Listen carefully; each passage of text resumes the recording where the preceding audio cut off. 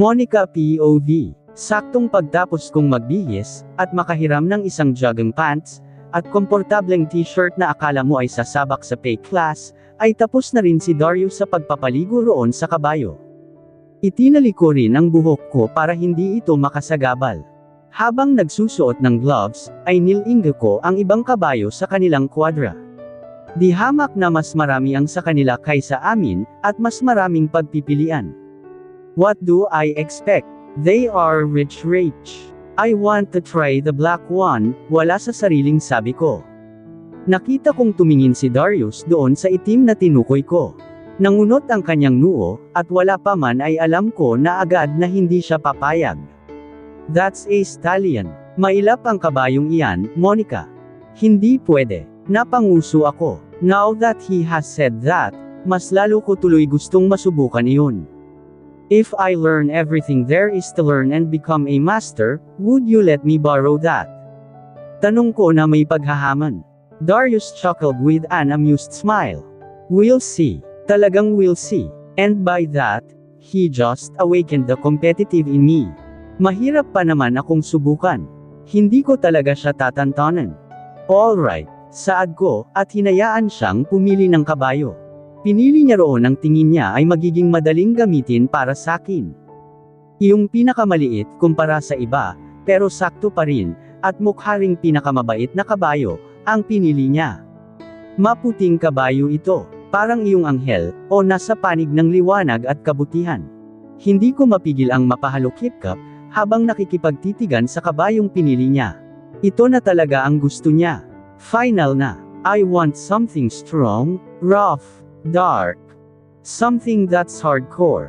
Huwag mo akong bigyan ng ganyang tingin, Monica. This is the most suitable for beginners, sabi ni Darius, noong nilipat ko ang disappointed na tingin ko sa kanya. Aba, nakakaramdam pala. Fine, pabulong kong sinabi, kahit na gusto ko pang mamili. Kung sina Kuya Shiloh siguro ito, o Kuya Caleb, baka pumayag pa sa gusto ko.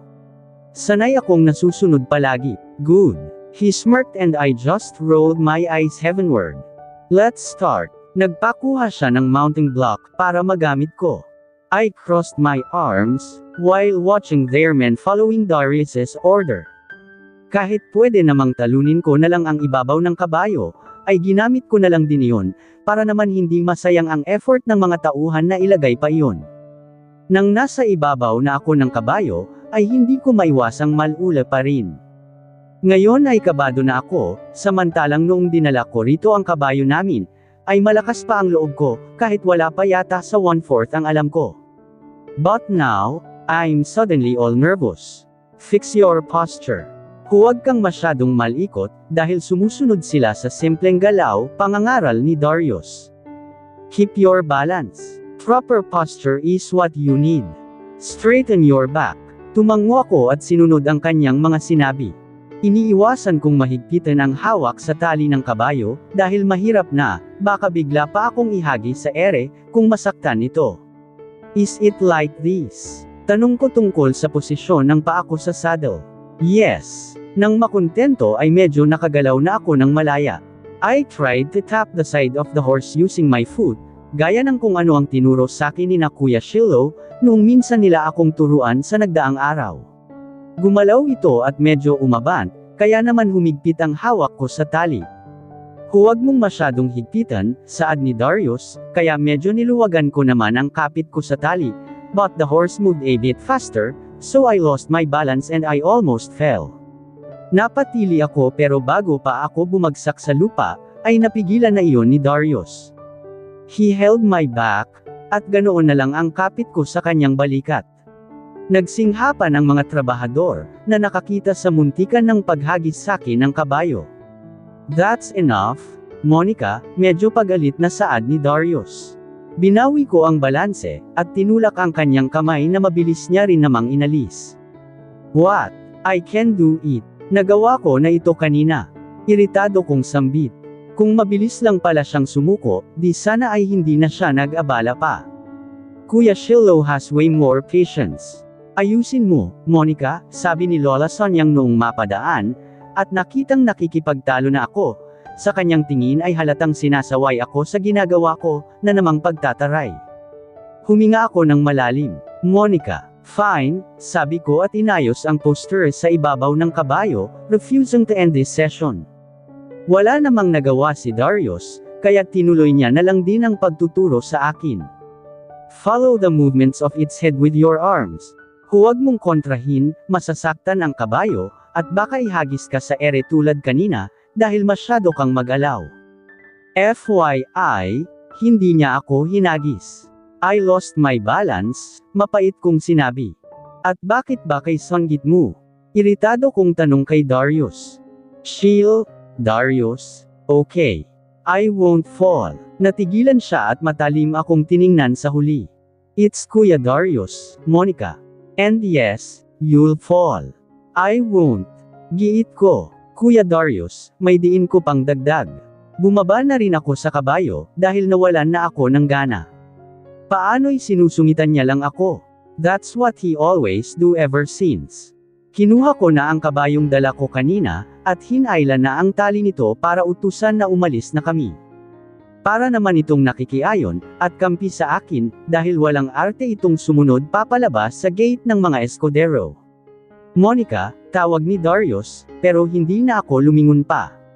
Noong makalabas ako sa kanilang lupain, ay masama ang loob ko hanggang sa makauwi na ako sa mansyon, at hindi na tumuloy pa sa bates. Buwisit na Darius iyon. Napakasungit. Nakabusangot ako buong magdamag, at nakadapa lamang sa kama, iniisip pa rin ang nangyari noong tinuruan ako ni Darius sa kabayo. That was the first time he actually offered to teach me, iyon pala magsusungit lang din. Hindi katulad ni na Kuya Shiloh, Kuya Caleb, at Kuya Killian. They are all nice to me. But this Darius is so aloof. Ano ba problema on? Maybe he cannot relate to me because he's so much older. Bakit? 1 year lang ang pagitan niya kina Kuya Shiloh, at Kuya Caleb, Monica, tawag ng isang kasambahay nang kumatok sa kwarto ko. Nagmumakmak pa rin ako sa sobrang sama ng loob. Tumatawag ang mami mo, sabi nito. Hinahanap ka, gusto ka raw makausap. Napaangat ang tingin ko dahil doon. Suddenly, I got nervous and remembered how they told me not to do anything they didn't allow, and that includes riding horses. Bumaba ako sa sala at dumiretso sa telepono. Just in time that it started ringing. Hello, Mom. Bungad ko, kabado na agad. Sinumbong ba ako ni Darius? Did I upset him? Oh, Monica, kumusta riyan, anak? Tanong ni Mommy. Okay lang, Mom. I'm well, having fun. Sagot ko, hinihintay kong tungkol saan ang pagtawag niya. Hinihintay ko na pag-alitan niya ako, patungkol sa pagsusumbong, Darius. Alright, sweetie. Glad to know that. Sa susunod na linggo pa kami makakasunod ng daddy mo riyan. So, please, behave. Okay. Don't be too much of a headache. Napalunok ako. So, hindi ako sinumbong ni Darius. Medyo nakahinga ako ng maluwag. Nagpaalam na ako kay Mommy, at noong binaba ko ang tawag ay malalim ang pag-iisip ko. Oo nga naman, Darius won't pay that much attention to me. Baka nga mamaya nakalimutan niya, na ring tinuruan niya pa ako. Napanguso na lamang ako, at kinalimutan na lang din ang nangyari. Ilang araw din akong hindi bumalik sa mansyon ng mga escudero. Hindi yun dahil sa galit ako kay Darius, at iniiwasan ko siya. I was really just busy. Kapag bored ako ay sa batis ako pumupunta, kasama ang dalawang babae na naging kaibigan ko, ang girlfriends ni na Kuya Caleb at Kuya Killian. Minsan ay nasa mansyon lang kami, at tinuruan nila akong magberda. We've spent times with different cool hobbies. Doon natuon ang atensyon ko, kaya naman halos ilang araw din akong hindi nakabisita sa mga escudero. Wala ka bang crush, Monica? Tanong ni Ate Lyra, habang nagbuberda kami. Nangalumbaba ako. Tumawa naman si Ate Roxanne sabay siko kay Ate Lyra. Hi, nako, Lyra. Tigilan mo nga muna, yang si Monica sa mga crush. She's too young for that. Wow, Zan. Kailan ka ulit unang nagka-boyfriend? 14, di ba? Sabay irap ni Ate Lyra. I had boyfriends. Ate, you know, silly, little relationships. But they're all boring. It feels childish. Ngumuso ako noong maalala ang mga naging boyfriend ko sa Manila. Wait, till you get yourself a real boyfriend. Sabay halakhak ni Ate Lyra. Ang ganda-ganda mo pa naman, Monica. Siguradong maraming magkakandarapos sa iyo, at mahihirapan sina Don Agaton at Doña Caterina. Ngumiti na lang ako. Wala pa naman sa isip ko ang magseryoso sa mga ganyan. In fact, I stopped it already. Saka na lang. Hindi naman mahigpit sa akin sina Mommy pagdating sa pagbo-boyfriend, pero wala pa yata akong napapakilala sa kanila. Basta, Monica, if you ever fall in love in the future, choose someone who will not hurt you. Someone who can fight for you, ang sabi naman ni Ate Roxanne. Huwag kang titingin lang sa panlabas na anyo o sa yaman. Marrying someone whom you really love is another type of win in this life. Besides, isang beses lang naman tayong mabubuhay, kaya bakit hindi pa iyong taong mahal mo talaga ang pakasalan mo, di ba? Hay, nako, Roxanne. Bakit napunta tayo sa kasal, ha? Tinatanong ko lang naman si Monica tungkol sa crush niya. Oo mo talaga, sabay bato ni Ate Lyra ng unan kay Ate Zan. Natawa na lamang din ako, pero nakuha ko ang mga sinabi ni Ate Roxanne sa akin, at itinatak iyon sa aking isipan. If one day I'll fall in love, I'll fall hard. I'll love with my all. And I know I'll stumble hard, too. I'll get hurt, I'll cry, I'll be facing heartbreaks. But I'll love. That's what matters. Wala sina Ate Lyra at Ate Roxanne, kaya naman bored na bored ako isang tanghali. I still haven't enrolled to a summer class. Hinayaan naman ako ni na Mommy, dahil siguro ay alam rin nila na may ginagawa naman ako rito sa El Amadeo, dahil nandito ang magpipinsang Escudero. Nandito rin sina Ate Lyra at Ate Roxanne. Napagpasyahan ko na lang na magpunta sa ilog para maligo. At gaya noong nakaraan, ay hindi pa rin ako pinapayagan ng mga kasambahay na gumamit ng kabayo. But as a stubborn teenager that I am, I still chose to break their rule. Sa ilog ang tungo ko ngayon, at hindi lamang sa Batis.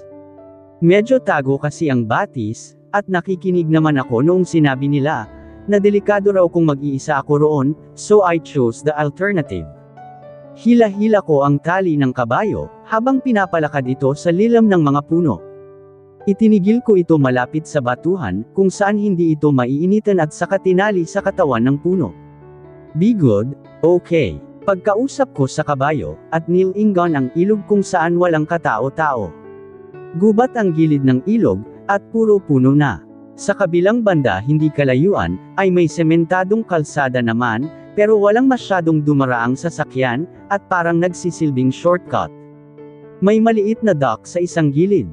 Napangisi ako noong makakita ng bolsa. Hindi na ako nag-aksaya pa ng oras, at agad nang tinungo ang ilog.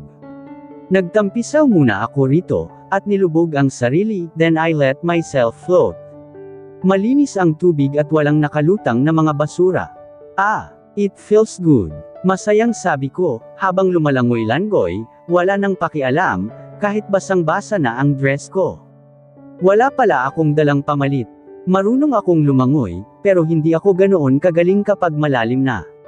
Medyo maliit lang itong ilog, at may ilang parte na mabato. Rinig na rinig ang lagaslas ng tubig, na dumaraan sa nakausling bato. Umahan ako at pinuntahan ang bolsa. Hinawakan ko ang mahabang kawayan na panulak. The river water is dripping down my body, but I didn't mind because the wind kissing my skin felt so good and relaxing. Minaniubro ko ang bolsa patungo sa parte ng ilog na gusto kong puntahan, at iyon ay ang medyo malalim na parte. Nakita ko kasi ang isang dock mula sa kabilang bahagi ng ilog. That part looked cool. Masyado akong nakafocus sa pagsasaya. Hindi ko nga namalayan na napupunta na ako sa kung saan malakas ang agos ng tubig. Nang mapagod ang mga binti, ay pinili kong tumalon na ulit sa tubig. I have enrolled in swimming lessons, kaya naman kampante ako, na kaya kong sabayan ang agos ng tubig, but when the water suddenly felt deep, I started panicking. Para akong nahila pa ibaba ng tubig, mula sa malalim na parte ng ilog. I also felt the numbness on my leg. Sinubukan kong umahan, at makabalik sa bolsa, but I couldn't do it because the water keeps pushing me.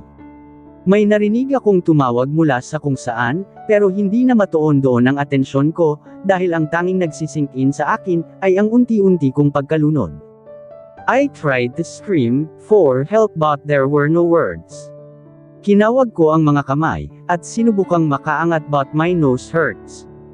Unti-unti na rin akong nauubusan ng hangin, at kada sangga ko sa aking ulo, ay hinahampas lang ulit ako ng malakas na agos ng tubig.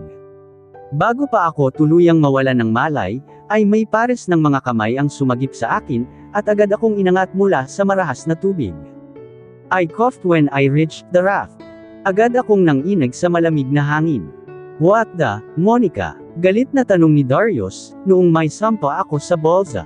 Napaubo-ubo ako. Kung hindi lang ako agad na naiahon, baka ay bumubulusok na ako pa ibaba sa ilog, at tuluyang nauubusan ng hangin. What are you doing, ha? Halos kidlat ang kanyang tanong. Dinala niya ako patungo sa dock. Hindi siya mag-isa. Kasama niya ang iba nilang trabahador, na ngayon ay grabe rin ang pag-aalala sakin, na mukhang nakita ang nangyari at naabala ang kung anumang tinatrabaho nila rito sa gubat. Ayos ka lang ba? Can you breathe? Speak, Monica. Tumango ako kahit na namumutla sa nangyari. Ang lakas ng tibok ng puso ko, dahil akala ko ay katapusan ko na. So, that's what near-death feels like, ha? Ayos lang ako, sabi ko habang nanginginig sa lamig at basang-basa. Darius took his shirt off and put it on me. Nabawasan ang lamig na nararamdaman ko, dahil sa kanyang ginawa. Nang medyo makabawi, ay doon ko lang napansin ang eksenang nagawa ko, dahil ang mga tauhan ni Darius ay labis ding nag-aalala sakin, sa muntik ko ng pagkalunod. Basang-basa ako, namumutla, nanginginig, nakaupo sa kawayang daan, at nakaluhod sa gilid ko si Darius.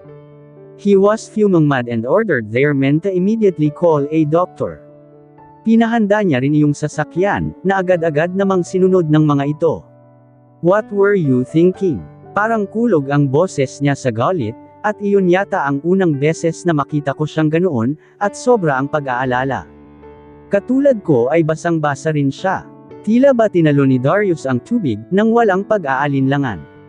His wet hair made him look manlier and damn, I didn't know that a Greek god can hold me in his arms. I'm fine, Darius. Had a leg cramp. Sagot ko sa nagkakandabuhol na mga salita, sa sobra kong kaba. May sinabi pa siya, ngunit hindi ko na iyon napagtuunan ng pansin, dahil tuluyan na akong nahimite, hindi dahil sa pagkaubos ng hangin o pagkalunod kundi dahil sa kaba kay Darius. Malutong niyang mura ang huli kong narinig, bago ako tuluyang mawalan ng malay. Nagising na lang ako na madilim na ang paligid. Parang minamartilyo rin ang ulo ko, at mukhang sinisipon pa. Paggising ko ay iba't ibang boses ang bumungad sa akin. Oh, my goodness, Monica. Hysterical na tawag ni Ate Lyra, noong magdilat ako ng mga mata. Agad niya akong nilapitan sa kama, na kinaroroonan ko at agad akong niyakap. Sumunod din si Ate Roxanne. Bakas na bakas ang pag-aalala sa mga mukha nila. Ate, tawag ko sa nananakit na ulo at masamang pakiramdam. Monica, ano ka ba? Ba't mo ginawa yun?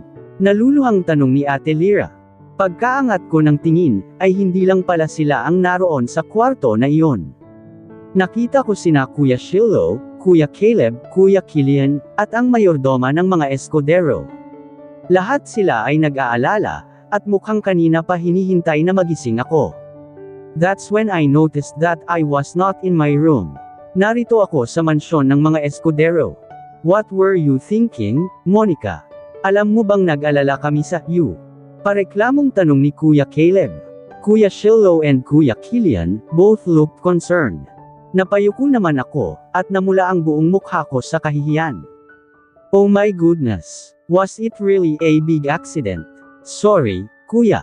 Hindi ko naman alam na ganoon ang mangyayari, marunong naman akong lumangoy. Kahit na, Monica, alam mo bang maraming sabi-sabi, na delikado raw ang ilog na iyon? May nangunguha ng buhay roon, Monica. Sabi ni Ate Lyra, na ikinatahimik ko at hindi na makasagot. Napatingin ako sa pintuan, at nakita si Darius na nakasandig sa hambo nito, magkakrus ang mga braso, at seryosong nakatingin sa akin. Mabuti na lamang at dumaan doon sina Darius, kundi ay paano ka na, ha, Monica? Sermon ng mayordoma, sabay abot sa akin ng isang mainit na gatas. Napaiwas ako ng tingin. Hindi na ako nakapagpasalamat kay Kuya Darius, dahil umalis din siya agad. Siguro ay may aasikasuhin pa. Ang naiwan na lamang ay sina Ate Lyra, at Ate Roxanne. They refused to leave me, at nagsipagpaalam pa sa kanila na mag-o-overnight dito sa mga Escudero, para mabantayan ako. Nilanat ako sa nangyari, dahil na rin sa matinding kaba, at pagpapanik, pero ang sabi ng personal doctor ng mga Escudero, ay hindi naman daw malubha ang nangyari sa akin, at ayos lang ako. Kailangan ko lang magpahinga. Tinawagan nila sina Mommy at Daddy, tungkol sa nangyari sa akin, kaya naman tumawag si Mommy na alalang-alala. Pero hindi pa rin sila makakauwi, at talagang sa susunod na linggo pa. Mabuti pang dam ito ka na muna, Monica. Sasabihan ko na rin si Don Agaton, sabi ng kanilang mayordoma, noong kinaumagahan madaling araw pa lang. Panigurado naman na walang problema iyon kina Don Dante, at Doña Michelle.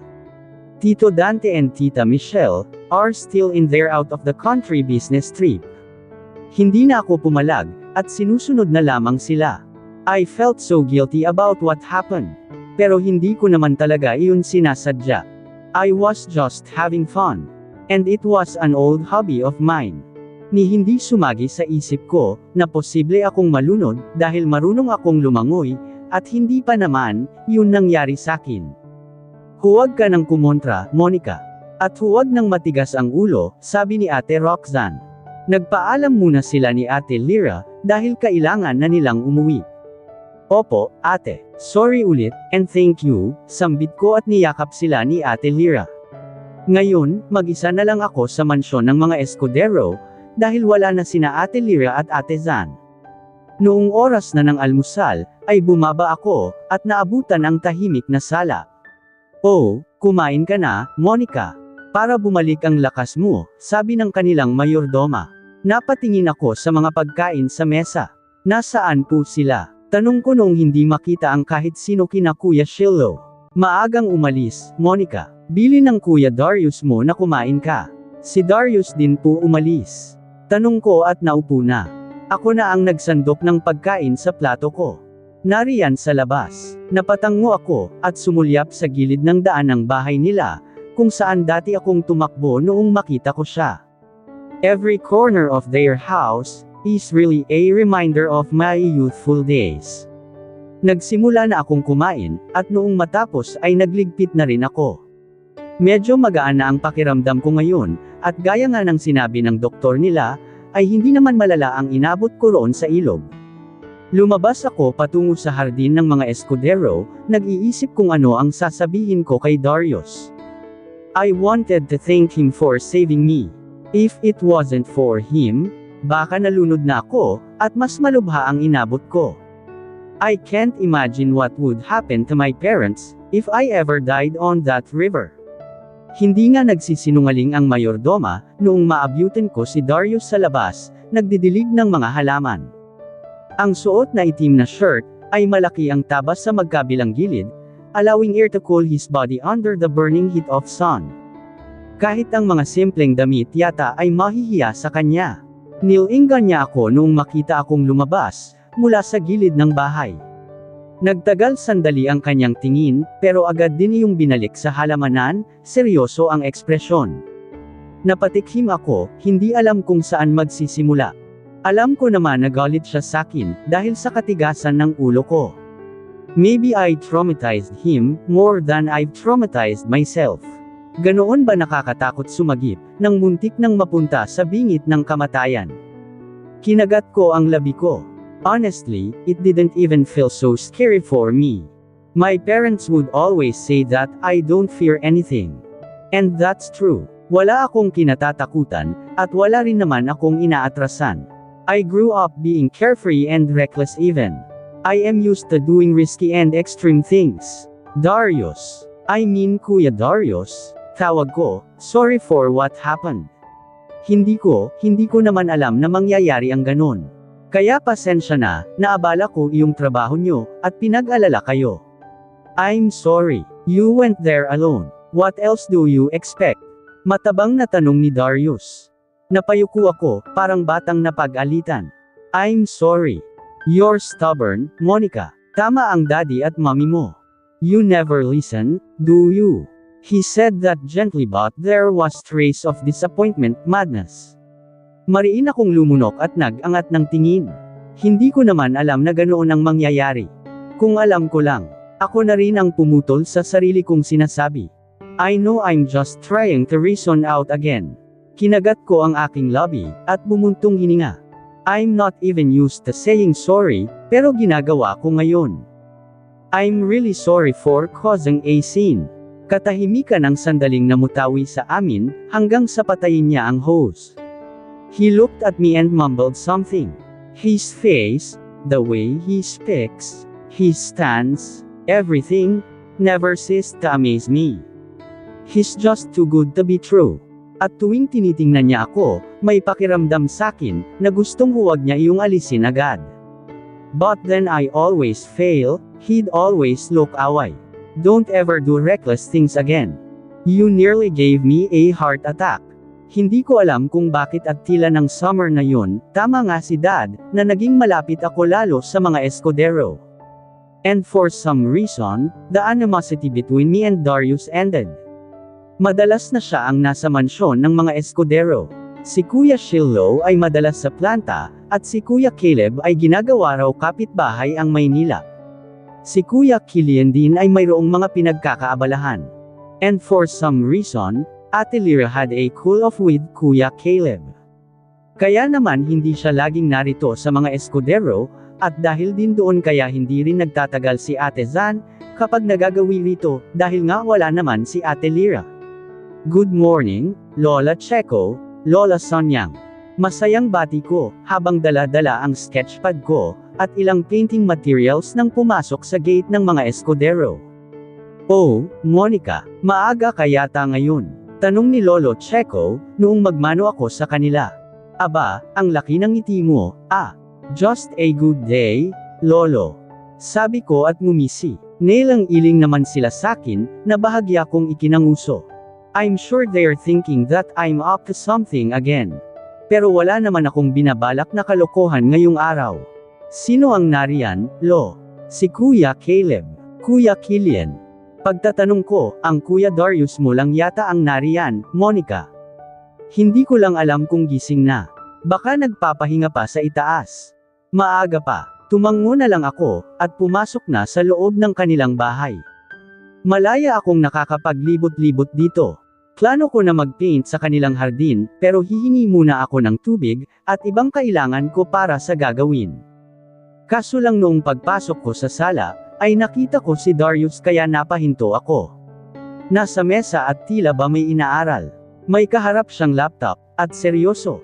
Mukhang may kausap sa cellphone, at nakasuot din siya ng salamin na bagay sa kanya. His high nose bridge held the reading glasses on place. Halos mamangha ako, noong makita ang ayos niyang iyon. Napaangat ang tingin ni Darius, noong makita ako. Sakto lang yata na pagdating ko, ay natapos ang tawag. Monica, sorry, nakakaabala ba ako? Kukuha lang sana ako ng tubig, sabi ko sabay tingin sa mga papeles na nasa mesa. Di bale, I'll just get it outside. Hindi agad sumagot si Darius. Nagring muli ang kanyang cellphone, at sa pagkakataong iyon, mukhang hindi na tungkol sa kahit anong trabaho. Lalo na noong narinig ko ang tinawag niyang pangalan ng isang babae. Darius Escudero is just 22. That's still pretty much young. Kakatapos niya lang sa kolehiyo, at balita ko nga kay Dad ay nagli-lead na raw ito sa kumpanya nila sa US. That must be a lot for him. Sabi ni Daddy, Darius is one of the best negotiators of the Escudero clan. Namana raw nito ang galing sa business ni Tito Dante, at such a young age. And Dad even said that Darius alone can make billions of money. I used to be sarcastic, when reacting to that.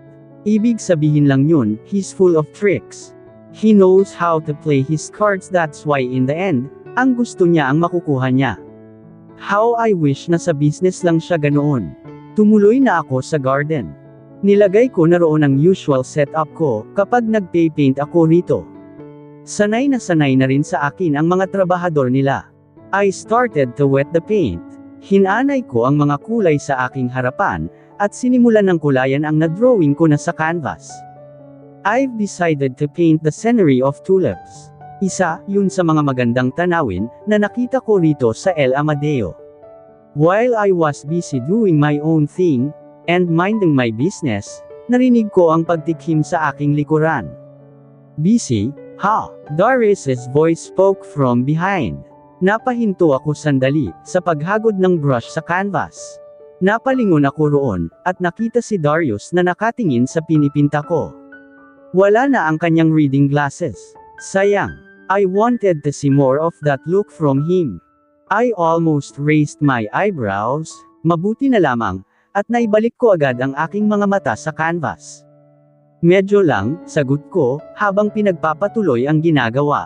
Did you always like painting? Tanong ni Darius, na ngayon ay medyo nasa gilid ko na, magkakrus ang mga braso, at pinagmamasdan ang ginagawa ko. Yup, it's kind of a dream, but of course, it'll be set aside as a hobby to kill time. I answered without thinking that much. Umangat ang sulok ng labi ni Darius, at mukhang na-intriga roon. Why? You don't like to pursue it? Panipi, malalim akong huminga, inaalala ang bagay na iyon. Ang gusto ng mommy at daddy ang masusunod. You know I'll eventually handle all the business and stuff. Darius chuckled, finding that funny for a bit. Kung makipag-usap ka, ay para bang magkasing edad lang tayo. Don't you think, sweetheart? Panipi. Napatigil ako sa pagpipinta sa dahon ng tulips. I bit my lip and looked up to him. Medyo nagulat ako nang makitang nakatingin na siya sa akin, at medyo nakaangat ang mga kilay, hinihintay ang sagot ko roon sa sinabi niya. This is how I talk to everyone. Unless you want me to talk to you, with so much formality. Pwede naman po, Kuya Darius, saad ko, at sarkastikong diniinan pa ang huli. I rolled my eyes and went back to painting the tulips. Damn girl, he laughed as if it was a joke. Days passed by so quickly. Hindi ko lubos akalain na magiging malapit din ako kay Darius Escudero. I really thought that the animosity between us is never going to end. Ang reklamo ko, noong minsan kaming nag-billiard. Magagaling sila sa larong iyon. Well, kahit saan naman. Tinire ko ang bola gamit ang taiko. It was bad shot, kaya panay ang pang-asar ni Kuya Caleb sakin. Wait until I get to practice this. Saad ko na desididong matutong mag-billiard. It's my turn, sabi ni Kuya Kilian, at inaako na ang table. Nandito lang kami sa mansyon, playing one of their old, cool hobbies. Pati sina Ate Lyra, na nakipagbalikan na ulit kay Kuya Caleb, at Ate Zan ay nandito rin. Magkakampi kami ni Kuya Caleb, at ni Ate Lyra at magkakampi naman sina Kuya Shiloh, Kuya Kilian, at si Darius. Napangiwi ako at hindi na umasang mananalo pa kami, dahil una sa lahat, puro tawa ang ginagawa ni Kuya Caleb, at si Ate Lyra naman ay nahihiya kaya hindi rin makapuntos. Lalo pa at magaling mag-billiard si Kuya Kilian. Idagdag pa si Kuya Shiloh. At lalo na si Darius. Ayaw ko na, sabi ni Ate Lyra at binitawan na ang taiko. Ayaw rin naman ni Ate Zan. Nagtabi na sila at bumalik sa pagkain, habang tinatawanan kami. Oh, paano ba, yan, Monica? Tayo na lang ang magkakampi, pang-asar ni Kuya Caleb. Wala lang talaga sa kanyang kahit matalo kami. Truth or dare pa naman ang consequence nito. Nang turn na ni Kuya Caleb, ay another bad shot na naman. Tawa lang ulit ang kasunod yun, at talagang matatalo na kami. Bumubusangot na ang mukha ko, nang biglang magsalita ang natatawa ring si Darius. Kami na ni Monica ang magkakampi. Kahit magsama kayong tatlo. Bro, talo na kami niyan. Reklamo ni Kuya Caleb. Sige lang. Napangisi si Kuya Shiloh. Kuya Kilian also liked the idea. Lumipat si Darius, at ako na nga ang kinampihan. That afternoon was full of laughter, and I learned so much being Darius's teammate. Sa huli ay kami ang nanalo, dahil agad akong natuto. Hindi naman mapaglagyan ang saya ko. Sa sumunod na linggo ay dumating na sina Daddy. Sakto rin iyon sa pagdating ng mag-asawang Escudero. We had a dinner together. How are you doing lately, son? Tanong ni Tito Dante kay Darius, noong nasa hapag kami. Kuya Shiloh and Kuya Caleb were sitting alongside me. Pinagsandok pa ako ni Kuya Caleb ng pagkain, at kinuha na ng tubig ni Kuya Shi. Thanks, Kuya. Kumain ka ng marami, Huwag kang mag-diet-diet. Bawal, yun sa bata, sabi ni Kuya Caleb, na sobrang daming sinandok na kanin. Ayos lang, Papa. I'm going to Batangas tomorrow afternoon, sabi ni Darius. Napaangat ang tingin ko, at nalipat iyon sa kanya. Batangas. What a timing. We're also going to Batangas tomorrow. Sa katunayan nga ay isasama namin itong si Monica, anunsyo ni Mommy, na ikinatigil ko. Napatingin ako kay Darius, na tumingin sa akin. Nag-iwas na lang ako ng mga mata, at nagsimula ng kumain. Well, that was a coincidence. Totoo nga ang sinabi ni Mommy, na sasama ako sa Batangas. That's because she's worried about me, doing some stupid things again. Lalo na ngayon na umuwi sila sa El Amadeo, at aalis na naman. Baka anong hangin na naman daw ang pumasok sa ulo ko. Pwede ba naman, yun? Ano pong pupuntahan ni Darius sa Batangas, Mommy? Tanong ko noong nag-iimpake na. She shrugged her shoulders and caressed my hair. I don't know, sweetheart. Maybe some business-related matters. A thing that you wouldn't understand yet. Napasimangot ako sa huli kong narinig. Why do older people always assume that when you're young, you know nothing? Or maybe his hobby. Hindi ba't nagmamay-ari sila ng racetrack sa Batangas, at pati na rin sa Cavite, honey? Tingin ko iyon ang sadya ni Darius sa Batangas, singit ni Daddy at tinapik ang balikat ko. At bakit hindi, Kuya, ang tawag mo, sa Kuya Darius mo, Monica? Nanlaki ang mga mata ko. Napatingin ako kay Daddy, na may nagsususpetsang tingin. Dad, nas-anay lang. Hindi naman kasi kami close, I mean we used to have this animosity between us. Kaya't di ko siya tinatawag na kuya. And I can't seem to change it, till now at bakit nga naman kasi ganoon, Monica? What's wrong with Darius? He's a nice promising gentleman, ani Mommy. Gusto kong mapang-isi sa kanyang sinabi. I wonder, alam kaya nila, iyong pagdadala ni Darius ng babae noon sa mansyon. And how he kissed her.